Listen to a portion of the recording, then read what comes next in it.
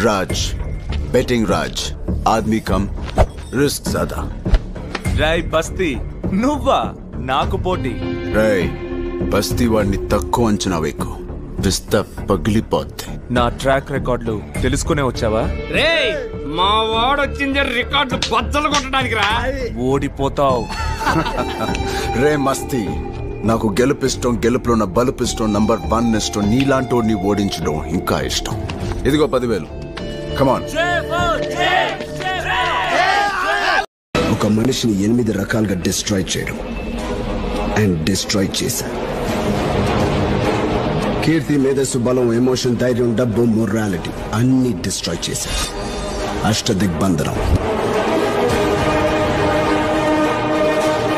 ఒక మనిషిని వాడిని చూడాలన్నా, చూడగానే చెప్పాలన్నా నేను నీ పక్కనే ఉండాలి.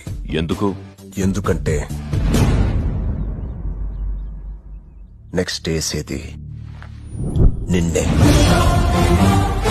ఏంటి అని వాడన్నాడన్నా. ఏం నటిస్తున్నావురా? అబ్బూ వస్తానన్నా.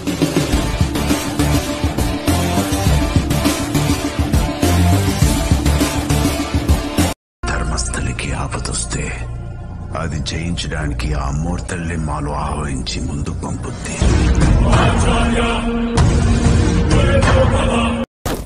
వాడిని ప్రాణాలతో వదలని యువరాణి, వాటి తల నరికి ఆ రక్తంతో కాలభైరవుడు కాళ్ళకి అభిషేకం చేయటం మీరు చూడాలి.